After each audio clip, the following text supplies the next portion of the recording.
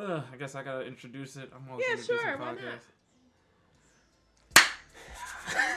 That's not my start podcast at all. But that's a good clip. All right, y'all. Welcome to the very first episode of the Upraised Fist podcast. Upraised Fist. Woo-hoo! Yeah. All right. This is a podcast we just started where literally it's 3 generations of people relatively related to each other. We are related to each other. Okay, 3 generations of people. Listen, half, quarter, half. It's different. Relatively related to each other. What was that? That's what it is. She's 50% related to you.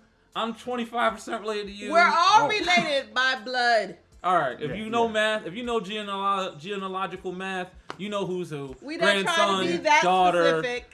all that. But we here. Let's go. Son. All right. Appreciate it. Thanks, Elijah. Eliza. Elijah. Whatever. It's a fake name. Let's get it. So in this podcast, it's just people slowly losing their mind, having conversations to document the slow deterioration into madness. So We want to give a shout out to James, who shout out James, who gave us the idea for the name of our group. Shout out to James. Upraised Fist. Yes, indeed. Thank you, James. Yeah, Elijah wanted to go with Upraised Fist because it's about passion. I wanted to go with Upraised Fist because I'm black.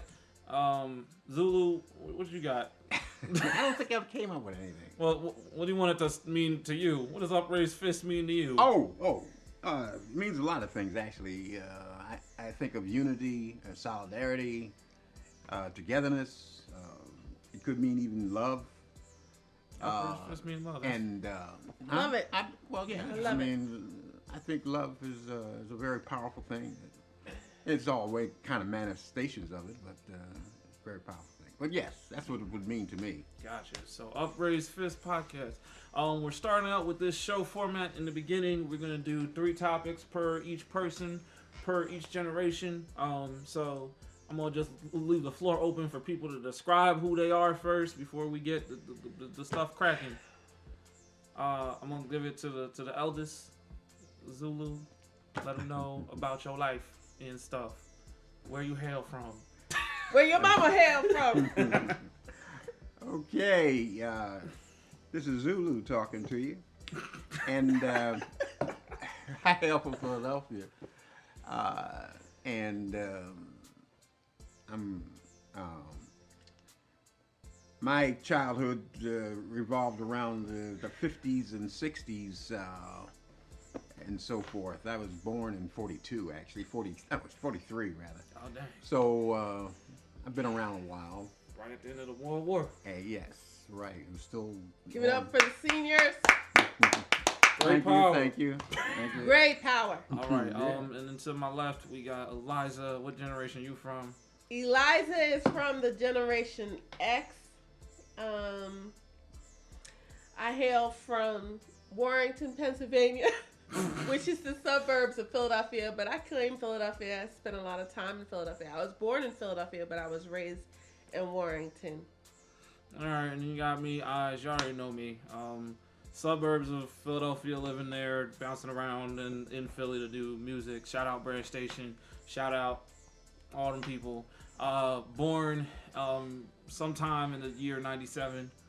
So I guess I'm Generation C. As you all know, he don't like to have his birthday known. Yeah, y'all know when I was born. Y'all don't get that.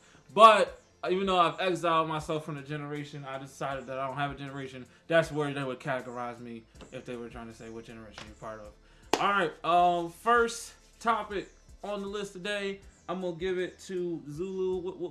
What topic you want to bring up to start out? We're gonna let you just do a topic. Let's go. Well, this topic that I have is related to just some observations about the black experience in the city. Okay. And maybe contrast it between now and then. Oh. All right. So, what's the biggest difference you want to talk about? Well, the thing it's been pressing on me now as being older is like the I guess self-help and uh, entrepreneurship in the inner city. And I did see a piece on the news not too long ago where there was some African American young men, and they were maybe in their 20s, that had got together and renovated. I think it was about 3 or 4 houses in their neighborhood, and they had planned to stay in that neighborhood and take those gutted houses that were abandoned and make them into something that would be livable for someone. And that, Love that it. was, yeah, it was very impressive to me to see that, because that to me is what I'm referring to when I say the self-help and the entrepreneurship of right in that neighborhood. And if I go back to my childhood, we lived in Philadelphia down there near Montgomery Avenue, Columbia Avenue, Cecil B. Moore Avenue now, and Temple was a real small place at that time. But anyway, the little street that I lived on and the block and area were little small houses, and it was like there were 6 of us in like a 4-room house. But anyway, what I was getting at is that there was businesses around. There was Mr. Bills down at the corner of Wilt Street. He was African American man. He would sell candy, cigarettes, and notions and stuff like that. It was a little store. I mean, it was his business. And then across the street, it was Miss Ruby's, and they had hoagies. That was the first time I think I was introduced to a hoagie. And there was like a little stores and whatnot in the neighborhood. And you might think that's a small thing because we go to stores, but to me, now looking back on it, it was that we could stay in our neighborhood and have stores to go to and live off of these stores that we frequented. There was something there. So whatever money that you made was turned over to another African American person for their store, and it was like a commerce there. Yeah. And so that's what I mean about self-help, and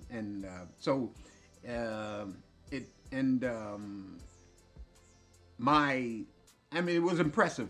So I'm trying to make just a connection between that and these young men that were building up a neighborhood that had gone down for whatever reason.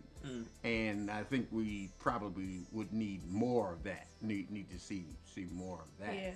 Well, definitely shout out to the 2 African American brothers whose names we don't know. We might figure that out later. We're gonna figure that out.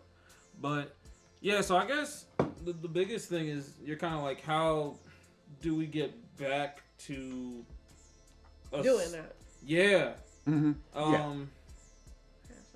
Oh, you could go take it. What's up, Elijah? Sure, Elijah. So one of the things that I think about and I consider, and I think that we've kind of moved away from it, and I'm not necessarily sure if we've have already had it once, was the fact that we all pool, and when I say we all, the Black community, we all pool our money together and help each other set up businesses. And not to, compare, but I am comparing. I know that a lot of the Asian ethnicities, they do that for each other, like these nail salons that pop up. What happens is these families and friends, they go in, they get their money all together, and then they set that one sister up with a shop. Then that one sister gets going, and then they set up the niece up with a shop. And I think that the Black community needs to also do things like that. I think a lot of times that we have a mistrust of one another, which is, sad, but, it's true. I think also that, we need to galvanize something like that, and where and how do we do that? I think that's where I get stuck at. Yeah, I feel you. Well, the biggest thing I'll say about it is that it brings up an interesting point. I don't know, Zulu. I don't know if you know who Killer Mike is. You know who Killer Mike is, Elijah. So he's a Atlanta rapper, businessman, owns barbershops, foods, and all that. But he had this show called something Killer Mike. I forgot what the name of the show is. It's on Netflix. Just look up Killer Mike on Netflix. But he talked about how in every other community, roughly, their dollar stays within their community Right. for X number of days, That's roughly. what I'm talking about.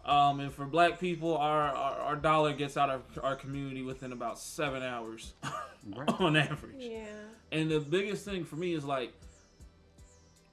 it's hard to find because we live in this very large global economy. And shout out to all like self-owned entrepreneurs that kind of do like their own food stuff on the side, and a lot of like younger black people, you'll see they sell like lotions and stuff, but not necessarily storefronts anymore, but just they'll go to shows, venues. I see them all the time. They got, and shout out to Black and Nobel. Shout out James. James works at Black and Nobel, and they shout out to Nurture Nails in Atlanta. Yeah, that too. But the biggest thing I think that happened to us, and it's weird because we don't think about it, and a lot of people are scared of the topic, but on an economic level, segregation kind of screwed us over in the sense of desegregation rather. Once we desegregated and you could go to any store, like, of course, because all the capital was already in all the white stores and they had all the, like, they were already starting to build their Walmart type brands.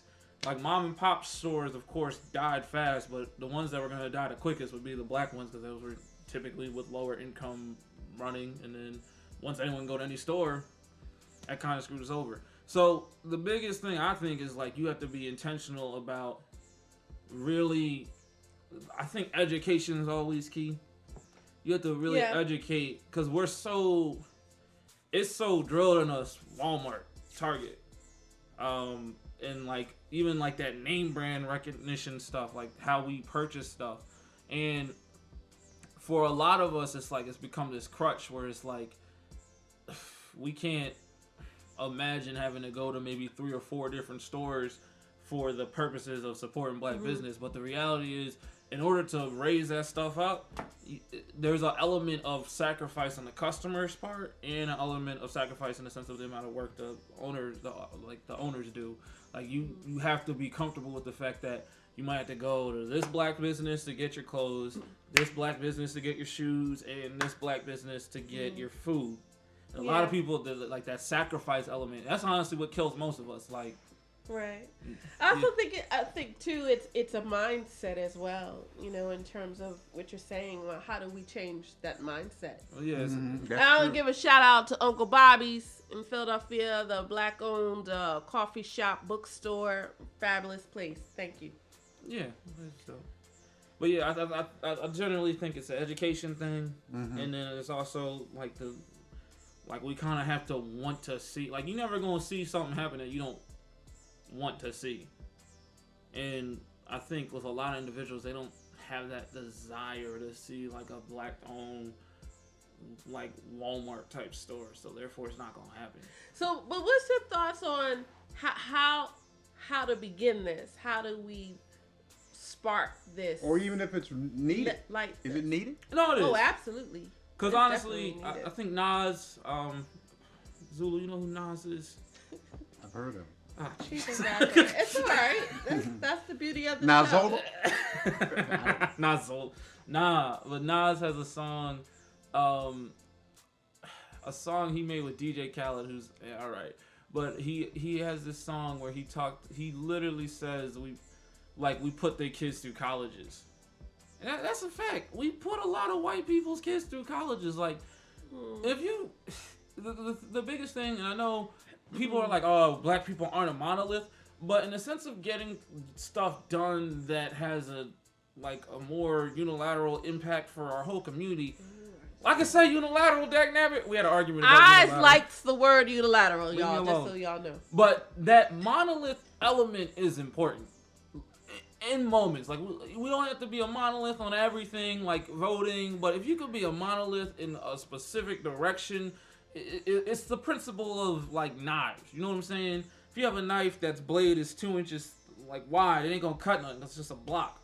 But if it's like a millimeter thick and all the force is going in this one spot, you can chop anything. You feel what I'm saying? So it's like we have to galvanize the black pool and one, take it out of all the other communities because like they benefit from it, but they don't do anything. But that's my question at hand. Yeah. How do you ignite that? Violence. Whatever. Yeah. Besides that, what's another? But Violence Watch my and mic. what else? But Zulu, Yeah. wait, this brings me to a good point when you're saying Nas and you're asking Zulu, does he know who Nas is? Mm-hmm. I'm just curious.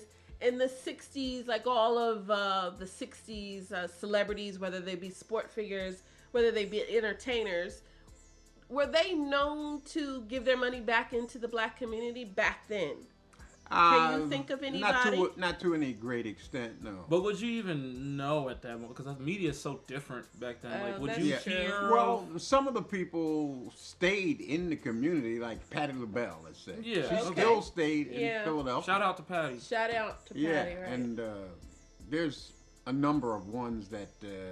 Well, there was a disc jockey. His name was Georgie Woods. He worked for WDAS. Oh, I know. Yeah, Georgie Woods. yeah. I mean, I know who that is. and he was. Yeah, see? Do you know that, Oz? Have you heard of Georgie Woods, Oz? No, I don't. Yeah, Yeah. right. Shout out Georgie Woods though. Yeah, right. Wasn't he had some chips, too, back in the day? Georgie Woods chips, I want to say. Yeah, I think he did start something wanna like say that. something Yeah, like that. yeah. I mean, and he was a leader in like Cecil B. Moore. He was a lawyer.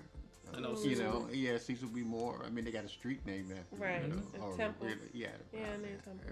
Right. And there's a number of different ones. And they did stay in the neighborhood. You knew who they were. And you knew Okay. where they lived at. You know. Uh-huh. Yeah. Well, yeah, Okay. yeah. I mean, with the galvanizing thing, here's the reality. Like, the only way I think you get people to do stuff in a unified way is ultimately to force them. And that's kind of what I mean with the whole segregation thing. Like, we were forced to only have our money in black businesses because we couldn't go into white businesses. You feel what I'm saying? Yeah. So Yeah. it's like I do. how to figure out a way to reinforce, because you can't enforce it like unless we pull up on homie's block like, yo, we saw you at Walmart, what's good? And we just, No, we can't enforce it. and that's the element of it, because like there's so many individuals, like go up to any 17-year-old and be like, yo, stop buying Nikes, buy this black man shoe. They're gonna be like, nah, Nikes is the joint and your black man shoe whack, always, because of that brand association. So like it's like a mass education thing. Like you would have to really be like, because here's the other thing. Let's say you introduce it to someone young, they can adopt it and it's easy. But for going to 36-year-old generic black name Tyrone and be like and be like, hey Tyrone, stop going to Walmart and go to like 5 different like that's that adjustment thing. So definitely start young. That can help. And I also think this whole age of internet stuff has given like people the opportunity to start their own businesses, like small, and then maybe hopefully it grows out. That's true. Because like I'll say this, like sometimes when I go to shows and perform, like I see some people bring their kids. It's weird, but their kids are there and they're seeing these black-owned business people, like black authors and buying artists and so like that. That's an impression. Yeah, like that. There was a kid named Blue. I don't know why his name was Blue. That was his name. But like, he was there and he was just seeing all this, and he was like 8. I'm like, that probably might help him in the sense of how he develops or views business, because he's not always gonna think, oh, it's a brick store with the big sign and logo. But Zulu, I say you just go out there, just start knocking down doors and telling people, shop black. I don't know. I just came to mind, like, you know, having like community meetings or town halls, so to speak, type meetings and talk about it in the community and see who might be interested in, starting something. Yeah, because I mean, keep it a buck. I kind of hope at least before like my dying day, there is a black equivalent to Walmart. Yeah. Like, just figure out a way to get that done. And it might be an element of pulling together a multitude of resources, and then maybe you get that one big, like, donor or athlete or someone who, political figure or somebody who has enough capital to start it. Because that is another issue, is like a lot of people that in our communities that get capital leave. Oh yeah, well that's the thing. Yeah, that's the biggest. To get out. I know when I was a kid. I mean, I couldn't wait to get out of high school and join the service because I looked at the service as a way of getting away. There. Yeah, right. That's a lot. That's a lot of people. And never returned. I mean, I lived in Philadelphia, but then I moved again. Moved to Massachusetts, and moved some other places. So it's a matter of yeah. Our black, like our people rise up, raise fists. If they come back, that's a big thing. Education and the spread of knowledge through communal acts, and also just educating people in general. And also, like I said, that third element, that sacrifice. Like, you're gonna need a lot of us to collectively be like, are we gonna sacrifice this for this?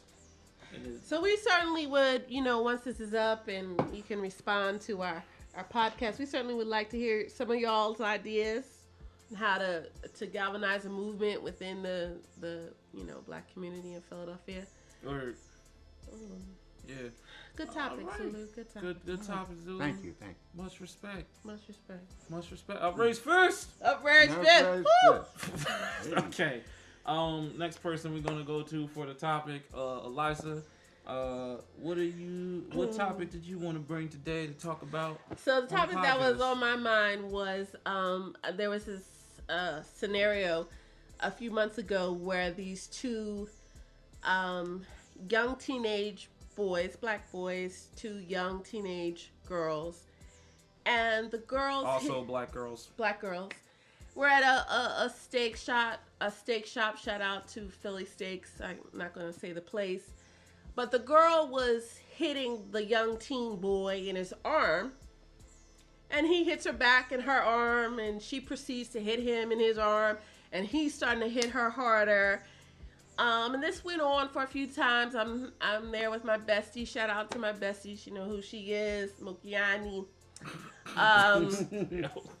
And I told her, I'm like, I'm not going to be able to keep watching this. And then I think what was irritating me the most was there was a ton of men, a ton of women, older adults that could say something or intervene. I'm like, I'm not going to be able to take too much of it. Sure enough, the two of them continue to go, but the boy hit the girl in the arm to the point where she was in pain. And she put her head down. And she's like, stop it. You really hurt me. I just had enough. So I walk over there with, yes, my suburban self. But I'm also a social worker. I've been a social worker for 20-some years. And I've worked in the Philadelphia community. And I just went over there and I said, hey, the two of you need to stop hitting each other. And then I did say to the young man, it's like, you're not to hit women. But I did, again, stress that neither one of them should be, hitting each other. I told the young man that she could never hit you to the point where she's going to hurt you like the way you can hurt her.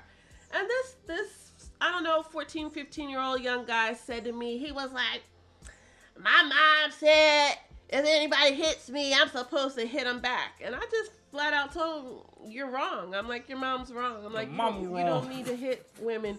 And here's the thing that I think that really like I said, pissed me off the most about it is like, why didn't anybody else intervene in this situation, or even a grown man talk to this kid? And then we had this conversation. When I said we, Zulu eyes, we had this conversation. So I was curious about if the younger generation, say eyes generation, would have stepped in and said something to this 15-year-old kid. And then we got in this whole big discussion about, men hitting women and women hitting men, and that whole dynamic there. So we can go from there. What y'all think about all that? So first of all, I will just point out a little behind the scenes. We had this discussion, but I said we should have recorded it the first time. Okay. Okay, I'm just throwing the shade, but it's cool. It's cool. Zulu, you wanna go first? I'm gonna let you just because you got it here. Well, yes. My comment on that is that I'm old school, old Zulu, and but anyway, I would come from a perspective of and this is biblical, is that the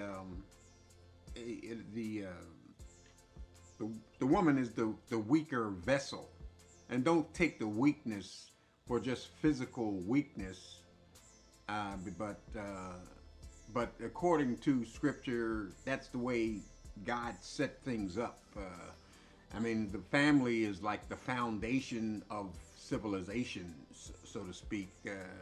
That family unit, the man, the woman, and whatever offspring that they have, and so forth. So, I mean, we go back to a like tribal type of existence before we had what we have now. I mean, there was a tribe, and there was certain jobs that everybody had to do to get food and to survive out there. But be that as it may, that is where I would be coming from. So I can understand the thoughts that you have, Eliza, on that, because I would feel that, the young man, whoever he was, needed to be coached in such a way that he would have a different perspective on what his role is in dealing with women on a universal basis, no matter what that woman was, whether it was somebody he was familiar with, or mom, or just any female in general. And I do want to interject this because as I was sitting there before I went up there, of course I did think about, and this is something I guess this is another variable to this scenario, is that there's a pause, because you're like, well, what if this 15-year-old kid jumped to me? And, we don't know what these kids nowadays, they want to fight, they want to curse you out, whatever. But that didn't dissuade me from going up there. But I do think a lot of times adults don't intervene with these kids because they're afraid. And that's a real, sometimes they really need to be. I'll say this as the one person who goes into Philly a little more regularly, I think, out of the team at this point in life. I think in general, in observing the younger generation people, like even people younger than myself, like on the train and stuff, people just wilding now. They are. And what I'll say is this, like I think even with like social circles between the younger generation, it's like if it's a circle of homies, they seem to all just fight each other like on equal playing fields. Like they don't really take that whole gender thing into account unless it's like a relationship, I would assume, because it seems like it's similar to how like you'll see homies on the train like just always slap boxing for no reason. And then the homies that are girls will also slap box, and it's super common. So like, I could see like people in that like dining area or whatever not really, like I ain't trying to get all involved in this because I see people fighting each other all the time. So there's a bit of apathy there, but excuse me, my bad, y'all. But on the topic of just like even his response with his mom telling him you can hit people. Now this is where we're gonna get in a fight. I don't think that the term or idea, men can't hit women, should be propagated like as the standard. I think the standard should be higher, that people shouldn't just hit people, because you do see. Repeat what you just said again. Just repeat it. I don't think, Zulu, help me out if you disagree or agree. I don't think the standard of men can't hit women or aren't allowed to hit women should be propagated to the masses. I think the standard should be higher and say that people can't hit people. And the reason why I say that is this. There are situations, and I'll even reference some like things because I don't know if you watch this Zulu, but I know you don't. There's Stop calling out Zulu. all right, fine. I don't know if you don't watch this neither, Elijah. You don't watch this. You ever watch fight compilations? No. All right, so there's like things on YouTube called like fight compilations and like street fight compilations. And then in one of these YouTube rabbit holes you go down with like just YouTube fights and stuff. There's one that's called When Men Hit Back. And it's like a compilation. And you literally see it where there's this woman slapping a dude and she stares at him like, you're not going to do nothing. And he slapped her back and it was crazy.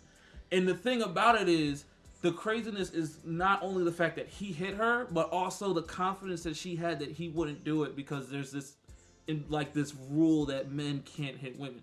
Granted, I don't know any of these people's relationship, but I think it's dangerous to put it in women's heads as like, oh, men can't hit you, so you can hit them as much as you want. Because people that are female abusers take advantage But of it. I don't think women are saying that. I don't think we as women are saying that oh, I can hit him because he's not going to hit me back. But I'll let you go. Thank you. No.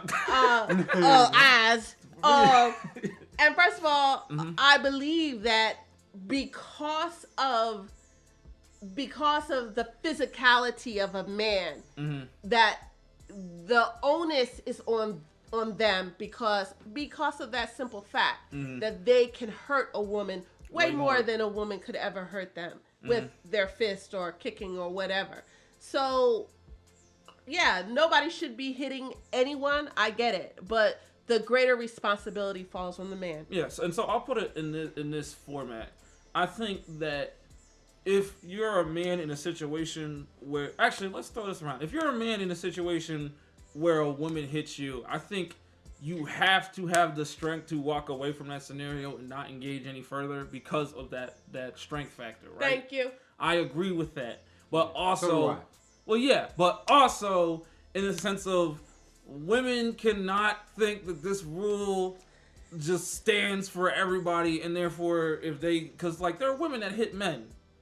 Okay. Like, we know this. I understand that. And they do and that's it, wrong. And I will say that I believe that's wrong too. And the thing is, the women that hit men do it because they assume and or know or believe that men can't hit them back at the end of the day. Okay. And I think that's wrong, personally speaking. Well, what about... Well, What? I was just going to just say...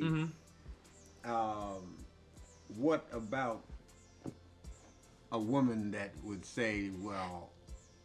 I wish he would hit me. Okay, now we're getting into darker. Like, you mean that deeper, provoking? darker. Like, I mean, like... provoked by saying that? Is that what you're saying? I know where he's going. I think I know where you're going. Well, what I'm thinking about is that I wish he would show me some manhood. Yeah. And hit me. Let's go. Let's go. Get it, Zulu. Yeah. This is so... Yeah, Let's yeah, get it. yeah, Don't right. get Well, mad. So I just throwing it out there. You know women like that? No, hold Like, up. Let me. What are you... Can I go into this? There is, and there's this thing about, what's the word? There's this thing of like the idealized civility of how we interact, and then also like the reptilian brain of how we interact. Case in point, that's an extreme, but It he's is not. an extreme. That's a super. Hold on, let me finish. I don't know women like that, Dad. Well, yeah, it's 'cause I you- mean, excuse me, Zulu. I don't... Zulu. Where did that Wait, wait, I wanted to- where can I did fin- let me that finish my just come point. from? Where did that come from? Well, no. Well, Like, have you in No, your I never- past, no. in your past experience, have you heard that from women? I'm not saying women that you dealt with or whatever, but I'm talking about like, where did that just come from? Well, when you were saying that women would have in their minds that he's not going to hit me back. Mm-hmm. But I mean, I'm just giving a contrast to say, well, I wish he would hit me back. Now Then I listen. could feel something for him, or then I could love him more, or Can I do my point now? Because you didn't let me finish my reptilian point. Let me You get can't it. see I'm that, gonna let right? you go after this. No, I'm gonna let you do the whole think spiel. I think that comes down to that whole. I would think that type of woman has gone through some severe abuse and trauma to think that way. That might be true. she wants to be dominated. Yeah. but there are people that are like that. Like the same way that there's dudes who are into like BDSM. But this is what I'm trying to say. That's trauma. That's abuse. It is. And that's going into the psyche of an abused woman, a traumatic woman that has endured abuse. I would give you that. But again, like I was saying, with Zulu's point, it's an extreme, but there's also lesser variants of it that are real. Like, so for instance, what I brought up was like, there's the idealized way of how we interact in society, right? Like, oh, I want a man who's gonna bring me flowers in the morning, and he's gonna do all that, right? And then there's women that get that guy and don't like him. You feel what I'm saying? Yeah, okay. And it's kind of like that whole, oh, I want the bad boy and or bad girl scenario. Yeah, but where I'm going with this is, yeah, you want the bad boy, but not the bad boy to hit me. The bad boy to go and kick some other man's ass or and something. Again, but Zulu's example is an extreme. Yeah, but right. that Way does out there. exist. I mean, it does, but it goes back to what trauma. I'm saying. You're right. That's an abused woman. There's So some that reason is for it, some underlying yes. condition or Right. something. For real. Okay. Right.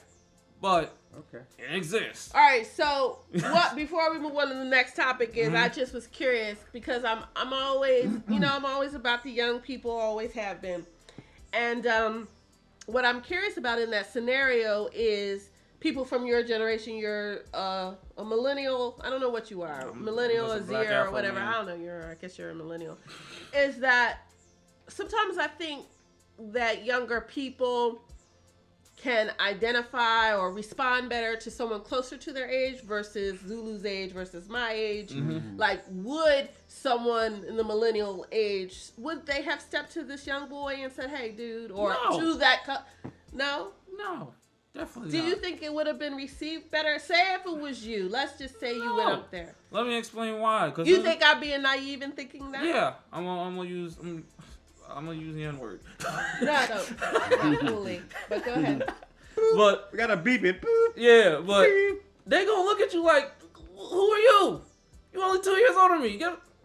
That scenario is more likely to have an actual violent exchange because it's like some younger dude who's your age trying to son Do you and think check it you. would have been better to came from like Zulu's generation or my 100%. generation? Or at least Oh. it will be heard.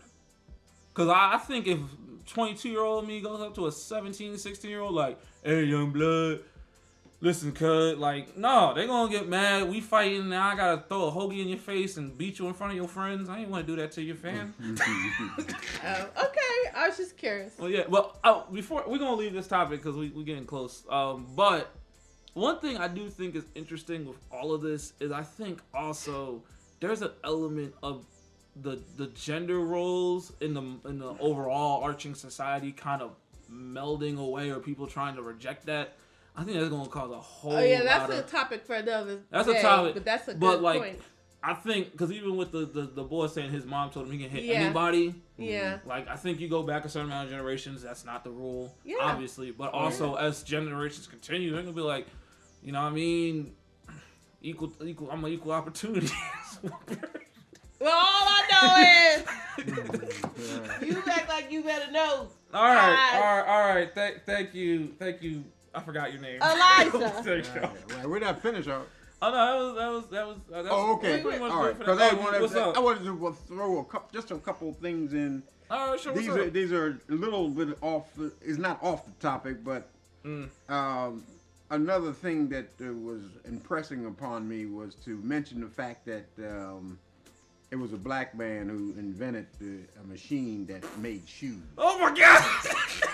Alright, so I mean, not to get all, but like, we gotta stay on topic. black people made a lot of stuff that people just don't. Potato chips, video games, yeah. like the economy, And then like the lottery. it was All right, let's go. you stopping me? All Listen, it's our first you episode. want to talk about like Well- black inventors?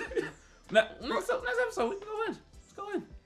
Well, no, this still goes along with That goes with the last yeah. topic. Yeah, we're on the Yeah. new We're on a topic. new topic. Yeah. It's cool. Go ahead, Zulu. All right, Zulu, we're Go gonna let ahead, you live. Zulu.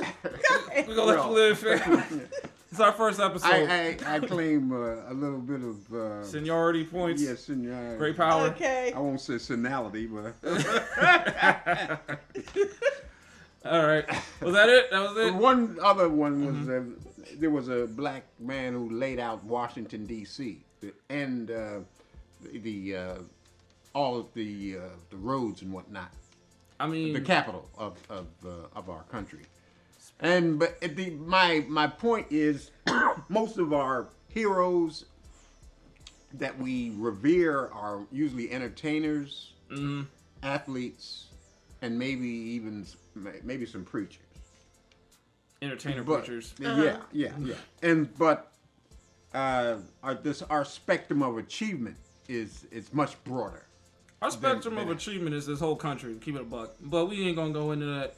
But next topic, we might do next episode. We might do some black inventor stuff. I just want to throw that out there. But yeah, black man invented video games. Black man invented the potato chip. We invented lottery. We invented coolness, American music, air conditioner, security systems. As a black woman. But yeah, we did it all. You know what I'm saying? All right, so my topic, just to get it a little bit Thank you, lighter. Zulu, for our Black History lesson. For our Black History. You're welcome. There we go. But my topic is, and I'm gonna go in a circle, just so I can get a gauge of the co-host around here.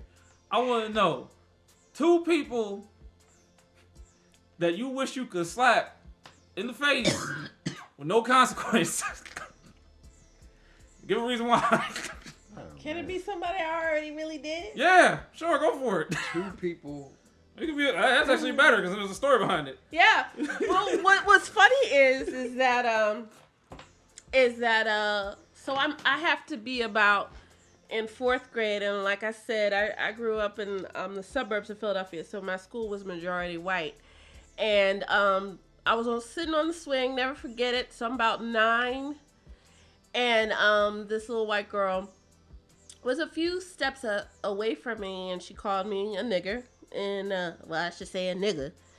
And I said, I dare you to say that to me closer. And she made a step. She said it again. I said, I dare you to say it to me closer. And she was close enough to where when she said it, I just backhand popped her in her mouth. And, of course, felt very vindicated. She crying. And I remember the teacher coming over and we explained the scenario. I didn't get in trouble. I don't know what happened to her. But what's funny is when I came back in town just a few months ago in December, I was at a pizza store in Warrington and ran into her. And I immediately knew who she was. Of course, she looks older. She looks aged, because black don't crack. Yeah, but, for real. She looks aged. But I almost said to her, do you remember me? You should say what's good, nigga. But I know, but I didn't. I didn't. So I literally really did slap somebody in the face. I heard anyone else you try to slap. That's a pretty good. Oh, let's give a hand clap. Good job, Elijah. I bet you she ain't never called nobody nigga again. Okay, thank you for y'all the mic. Anybody else? Actually, that might be a good topic, though. Yeah. What? All right, hold on. I'm switching topics. I'm gonna switch topics. No, hold this on. podcast. Hold on. No, yeah, because this is good. I want to get everyone's opinion on this because this is a general. I had this conversation with a younger person. But wait, I want to hear about the slaps. All right, At least do one slap. Zulu, who you want to slap? Oh man, this goes back a ways. When I was in the Navy, there was one guy. He was actually a Marine that had went over to the Navy. Mm-hmm. You could do that because Marines are part of the Navy, actually. But Gotcha. anyway, he was a couple of ranks ahead of me, and I was in his group and whatnot. But he didn't like me, and he was blocking my way to get my next rank.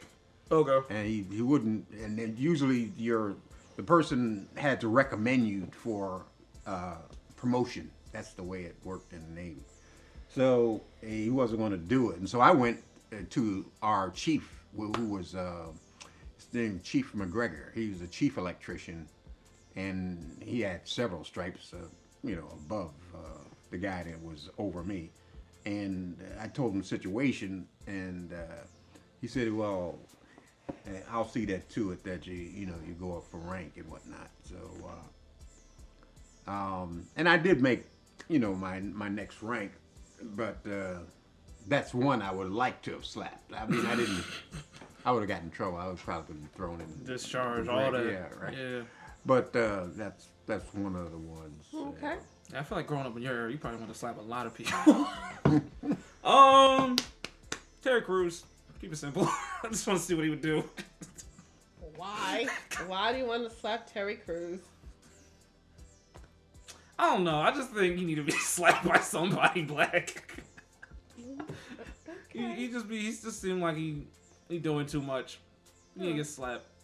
You don't want to back that up with? Oh, well, I mean the whole situation with his Me Too thing, but then he's like yelling like, "Oh, Gabrielle Union saying American Idol or America's Got Talent ain't racist," Okay. and it's like you clearly just trying to be like this. Oh, I'm a hero. I'm an ally. I think when you kind of just more so just doing it for yourself, I think you should get slapped. Even though I liked you and everyone hates Chris, good job, but yeah, I liked him in that. I would in this moment. Okay. I would okay, but here's my question because you brought up a good point.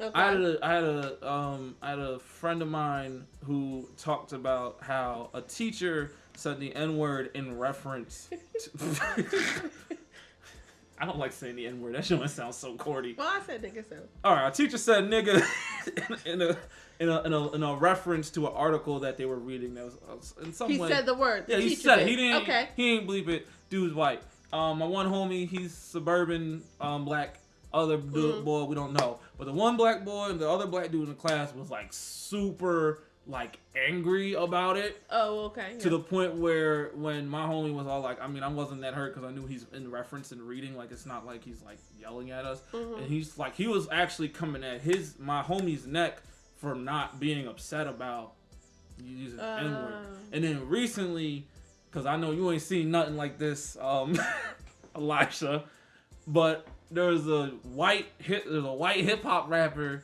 who like was like he was in a rap battle and he was like y'all think I won't say the N-word in this battle, my nigga? Bam! He got hit immediately. Oh, you have to show me that. I gotta do.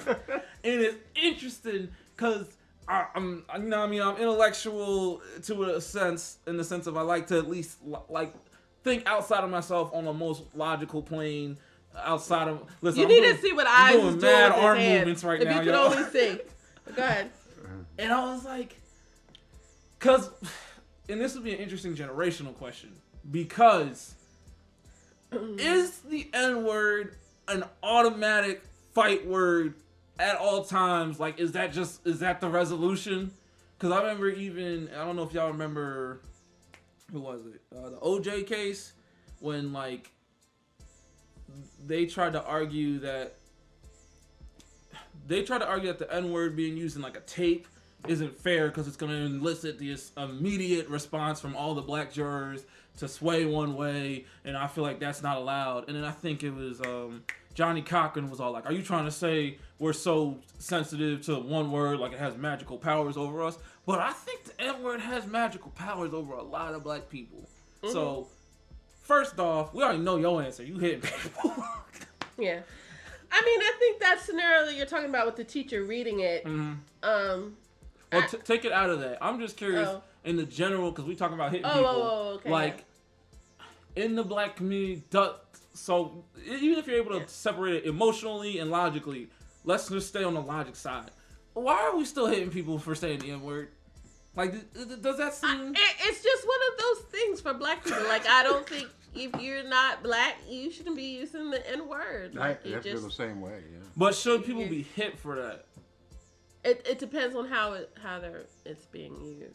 Like, yeah. If you're called one. I mean, I'm not pro fighting anyway. I mean, it just depends. If it's self-defense, then you're allowed to fight. But I don't know, what did Michelle Obama say? When they go low, you go high. I mean, be bigger than that. You could tell them off, curse them out, but you don't have to put your hands on them. All right, let's go to the generation racism. Basically, you had to grow up in this. Yeah, well, I think for my generation, it probably is a little bit more visceral or more. Feel it more. Yeah, yeah. Right. So where's your stance then? Well, I would challenge someone at least. To Mortal Kombat? But not physically.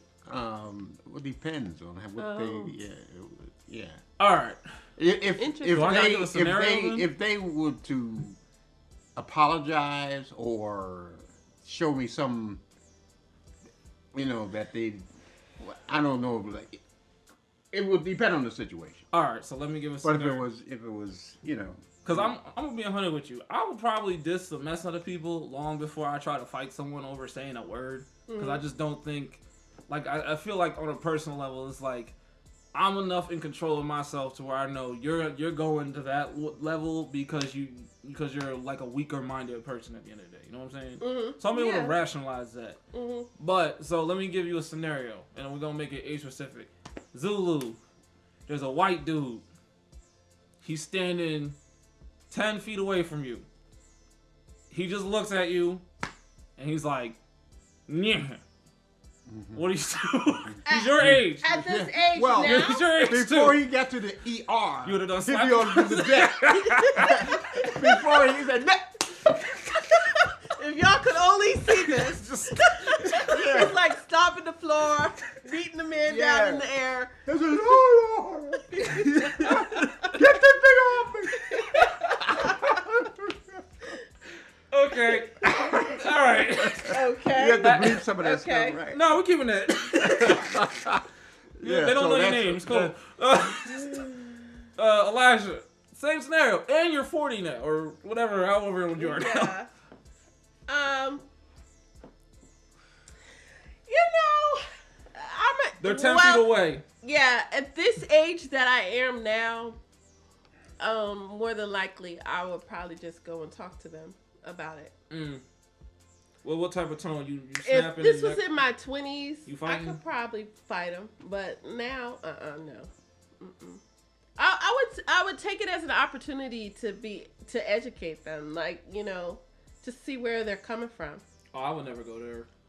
Yeah. Yeah, me, it's just like your mama broke, your daddy's blind, you got a small. All that. Oh, so you would just verbally? Yeah, I'm just barring you up. I'm just barring you up with everything. You know what I mean? You smell like a wet dog. All that. You catching all the smoke. That actually, this is a different story, but that actually reminds me of when Oz was in Franklin Mills Mall. And we're leaving that for a different. Yeah, that's a different story. Yeah, that's a different story. But that's a different story. Well, we'll save that That's for when you next had time. We gonna talk Yeah, about it. I would have went to jail that day. I'm glad, because Yeah. sometimes you gotta hold people back from going to jail. Yeah. Shout out to not going to jail. 'Cause jail Yeah, is- no, is because strange. you can't be doing stuff See? like that. All right, but yeah, as always, this is the first episode. So yeah, this has been episode Oh, very good. of Upraised Fist. Upraised We Fist. hope- Woo-hoo! We Blah, hope y'all enjoyed it. Black Power, great power. was blah. cathartic. And then let us know maybe some topics that you would like to hear from us for future episodes. Yeah. Topics that you like for us. Yes. Yeah, for real. yes. I don't know where we're gonna post this at, but it's gonna get posted. And as And always, we thank you for joining in. yeah, and thank you. stay outside with that upraised fist. Let them know where you at. And be safe. Word. Wash your hands. Okay. Peace out. Peace.